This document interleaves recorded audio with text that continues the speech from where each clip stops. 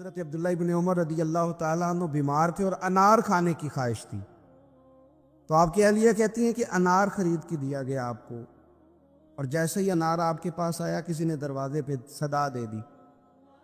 फौरन से पहले हुक्म दिया घर वालों को, उठाओ ये अनार और भिखारी को दे दो। थोड़ा सा ना दिल के अंदर घर वालों के ख्याल आया, इसको दे दे, फरमाया दे दो। हुक्म का तो वो अनार दे दिया गया। अब दोबारा दूसरा अनार खरीद के लाए, वो भी सामने ला के रखा ही था, तो फिर किसी ने सदा दे दी। तो हज़रत अब्दुल्लाह इब्न उमर रज़ी अल्लाह तआला ने वो भी हुक्मन दे दिया, वो दो दे दिए, तो फिर तीसरा अनार आया। आपने तनावुल फरमाया, इससे ये तो हो सकता है कि भूख थोड़ी बढ़ जाए, ये तो हो सकता है कि बीमार की कमजोरी थोड़ी बढ़ जाए, लेकिन ये बात मैं जिम्मेदारी से कहता हूं कि उसके दिल की तसल्ली बढ़ जाए। एक बात अच्छी तरह अपने जहन में बिठा लें कि इस्लाम बिल्कुल फितरती मजहब है, जबरन हमसे काम नहीं कराता। दिल अल्लाह ताला के दस्ते कुदरत में है। रब चाहता तो हर काफिर का दिल इस्लाम की तरफ मोड़ देता, पाबंद कर दिया जाता कि अगर तुम दीन कबूल करोगे, दीन पर अमल करोगे तो फलां फलां चीज मिलेगी, वरना नहीं मिलेगी। आ जाते लोग फिर भी। लेकिन दीन की सबसे मजबूत गिरा मोहब्बत है। रब कहता है तुम इस तरह करो, आओ ना तो अल्लाह से भी प्यार करो, और रब फरमाता है फिर मेरे महबूब से भी प्यार करें। मुझसे और मेरे नबी से मोहब्बत करते हुए आओ, प्यार हो तुम्हें, तुम अकीदत के साथ आओ, तुम्हारे दिल माइल हो, तुम्हारी तबीयत माइल हो, तुम्हारा ज़ौक हो, तबीयत हो। देखें और बात को समझें, ईमान की तकमील के लिए नबी पाक अलैहिस्सलाम ने जो जाविया दिया वो दिया कि तुम हर चीज से बढ़ के मुझसे प्यार करोगे तो ईमान मुकम्मल होगा। काश कभी हम इस हदीस की गहराई में उतर कर, बड़ी मारूफ है, सबको आती है, लेकिन कभी उतर कर देखें कि तकमीले ईमान हुजूर की मोहब्बत क्यों कर करार पाया। अगर आप बगैर मोहब्बत के हुजूर की तरफ बढ़ रहे हैं और बगैर मोहब्बत के दीन की तरफ बढ़ रहे हैं, तो हो सकता है कहीं आप महसूस करें कि मैं मजबूर कर दिया गया हूं, कहीं आप महसूस करें कि मुझे अपने आप पर जबर करना पड़ रहा है। लेकिन जब मोहब्बत हो जाती है तो मोहब्बत महबूब की तरफ खींचती है। मोहब्बत जुबान पर महबूब का नाम जारी करा देती है। मोहब्बत महबूब के तज़किरे पर बंदे को लगा देती है, ज़ौक बन जाता है, शौक बन जाता है, तवानाई पैदा हो जाती है जज्बात में। फिर अल्फाज का हुजूम पास ना भी हो तो जज्बात ही अल्फाज बन जाते हैं। फिर तरन्नुम ना भी पूरी हो तो इंसान का ज़ौक ही उसके लफ्ज़ बन के हुजूर की नात बन जाते हैं। शर्त यह कि मोहब्बत हो। फिर एक और जाविये से हुजूर ने इस बात को समझाया, बुखारी मुस्लिम में मौजूद है। फरमाया अगर तुम चाहते हो ना कि तुम्हें ईमान का जायका मिले, एक रोटी पेट भरने के लिए होती है, एक रोटी मज़ेदार होती है। पेट भरने वाली रोटी भी बंदा मजबूर हो तो खा के गुजारा कर ही लेता है, लेकिन एक रोटी इस तरह की आती है कि सालन सामने आते ही आंखों में खुशी आ जाती है। मेरी मर्जी का आ गया भाई, ये तो मेरी पसंदीदा है। फिर बंदा खाता है तो खाते उसका चेहरा बताता है। एक है खाना, एक है ज़ौक से मज़े का खाना, एक है मोमिन होना, और एक कह के मज़ा आ जाना कि अल्लाह का शुक्र है मैं मोमिन हूँ। यानी मोमिन होने का मज़ा आ जाना, जायका नसीब हो जाना, लुत्फ नसीब होना कि मैं मोमिन हूँ। हुजूर ने फरमाया तू तीन चीज़ें पैदा कर, तुझे अल्लाह ईमान का जायका अता कर देगा। जायका ईमान यानी मोमिन होने का भी मज़ा, मुसलमान होने का भी मज़ा, जायका मिलेगा। वो क्या? बुखारी मुस्लिम में हदीस है, फरमाते तीन चीजें पैदा कर। एक तो हर चीज से बढ़कर रब रसूल से प्यार कर, सामने रखना, अपने सामने रख, सामने रख औलाद को भी, माल को भी, अपने इक़्तिदार को भी, कुर्सी को भी, शोहरत को भी, ये बता के ये चीजें प्यारी हैं या 2 कदम आगे बढ़ के तुझे अल्लाह रसूल प्यारे हैं। हम तो तजर्बा नहीं करते, लेकिन हजरत उमर घर से तजर्बा करके आए थे। उन्होंने आगे कहा, या रसूल अल्लाह सल्लल्लाहु अलैहि वसल्लम, मुझे हर चीज से बढ़कर आप प्यारे हैं, पर मुझे जान ज्यादा प्यारी आपसे। क्योंकि वो सच बोलते थे ना, सच्चे लोग थे, दयानतदार, साफ का। या रसूल अल्लाह सल्लल्लाहु अलैहि वसल्लम, मैं सवाली बन के आया हूं, हुजूर ये मुझे जान आपसे ज्यादा प्यारी है। तो हुजूर ने सीने पे हाथ मारा, फरमाया अभी ईमान मुकम्मल नहीं हुआ। फौरन हजरत उमर बोले का, या रसूलल्लाह हुक्म करें, बात बदल गई है, अब आप मुझे मेरी जान से भी ज्यादा प्यारे हो गए। फरमाया अब ईमान मुकम्मल हो गया।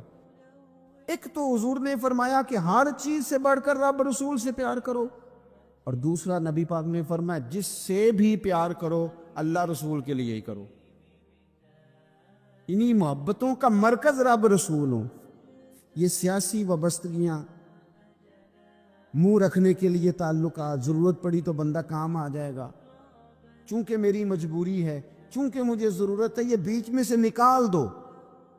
खालिश अल्लाह के लिए किसी से प्यार करो, मजा आएगा ईमानदार होने का। और तीसरा हुजूर ने फरमाया कुफर में जाना तुम्हें इतना नापसंद हो जितना आग में जाना नापसंद है, फिर तुम्हें ईमानदार होने का मजा आएगा, सुरूर आएगा। और जब ईमानदार होने का सुरूर आएगा, फिर इंशाल्लाह नमाज पढ़ने का भी आएगा, फिर कुरान पढ़ने का भी आएगा, फिर सुन्नत पर अमल का भी आएगा, खिदमत दीन का भी आएगा। आप जब ये चीजें पैदा कर लेते हैं, हुजूर की मोहब्बत अपनी तबीयत में ढाल लेते हैं, फिर कोई चीज खुश्क नहीं रह जाती। हमारा ये मसला बन गया कि हम ना हर चीज इज्तिमाई के कायल होते जा रहे हैं। इधर सारी दुनिया जाएगी, मैं भी उधर जाऊंगा, तो ये कोई कमाल तो नहीं ना। तो मरहूम आजम ने तो कहा था, आजम हमारे हाथ से पैमाना ही गिर गया, हर बुल हवस के हाथ में पैमाना देखकर। कहते सारे इधर चल पड़े थे, तो अब मैंने ये रास्ता छोड़ दिया है। अब मैं किसी वो शायद फराज ने कहा था कि शिद्दत तशनगी में भी गैरत में कशी रही। बड़ी प्यास थी, पर फिर भी हमने गैरत से पिया जो भी पिया। शिद्दत तशनगी में भी गैरत में कशी रही। उसने जो फेर ली नजर, तो हमने भी जाम रख दिया। तो सारी दुनिया जा रही है, तो फिर हमने जाना है, ये तो बात ही ठीक नहीं भाई। अब सारे चूंकि कह रहे हैं यकम रबीउल अव्वल से 12 रबीउल अव्वल तो इजहार मोहब्बत करना है, तो ठीक है मैं भी कर देता हूं। ये मोहब्बत जो है ना, मोहब्बत मौसमों की पाबंद है। यकम मुहर्रम से 10 मुहर्रम तक मोहब्बत अहले बैत आप करें, तो मोहब्बत अहले बैत तो ईमान है। आप फकत यकम से 12 रबीउल अव्वल तक जिक्र करें, तो ये तो ईमान है। मोहब्बत ये तो हर वक्त होनी चाहिए थी। इज्तिमाई मोहब्बत का माहौल जो हम बनाते जा रहे हैं ना, कि अब सारी दुनिया ये बात कर रही है, तो लिहाजा मैं भी करूं, तो ये ठीक नहीं। क्यों? इसलिए कि सारा मक्का जब मुखालफत करता था और माज़अल्लाह सुम्मा माज़अल्लाह तरह तरह की बातें करता था, उस वक्त इश्क के सबसे बड़े पैगाम्बर बन के हजरत सिद्दीक अकबर खड़े हो गए। उन्हें बताया था कि मोहब्बत मानियों अल्फाज में आया नहीं करती, और ये वो शय है जो लफ्जों में समाया नहीं करती। हम क्या इसको इस तरह पाबंद करेंगे कि पहले सारे प्यार करें तो फिर हमने करना? नहीं, कोई करता तो ना करे ना। हमें तो प्यार हो गया है मदीने वाले से, हो गया है तो बस हो गया है। उन लोगों ने हमें बताया है कि ये इस तरह का माहौल ना बनाओ कि अब सारी दुनिया चल रही है तो मैंने भी चलना है। हुजूर की मोहब्बत ईमान है। मोहब्बत जो होती है ना, वो तो ढाल देती है बंदे को, कुछ चीजों पर मजबूर कर देती है। हजरत उतबा रज़ी अल्लाह तआला अन्हु फरमाते हैं, एक सादे से, खूबसूरत से, मीठे से, थोड़े जुमले बोलने वाले से आबी, कुछ लोग अपनी सादगी में मस्त रहते हैं। वो बिल्कुल ऐसे ना यकदम हुजूर के सामने खड़े हुए आके अर्ज करते हैं, या रसूल अल्लाह सल्लल्लाहु अलैहि वसल्लम, तबीयत मुबारक ठीक है, चेहरे पे कमजोरी है, तो महबूब ने फरमाया, मैंने कुछ दिनों से खाना नहीं खाया। फ़क्र इख्तियारी है मेरे नबी पाक का, ये दो जहां के शाह हैं, बस पास कुछ रखते नहीं, इख्तियारी फ़क्र है, बस खजूर पानी पे गुजारा है, कई दिनों से खाया नहीं। सहाबी ना दौड़े गए घर में, टटोला सारे घर को, कोई चीज़ नहीं मिली खाने की। दोस्त अहबाब से पूछा, कोई चीज़ मुयस्सर ना आई। बनु कुरैज़ा यहूदियों का इलाका था, उनके बागात थे, पहुंच गए। एक शख्स से जाके कहा, मजदूरी मिलेगी? लगा जदों मैदान अजलदा के लोकी चोरा वांग सुधाए, किसी ने लुट लई इलम दी दौलत ते उस हासे झोली पाए। आ सजना वेख जहालत साडी, असी इश्क खरीद ले आए, कोई मजदूरी मिलेगी? उसने कहा, हाँ, उस दरख्तों को पानी देना है।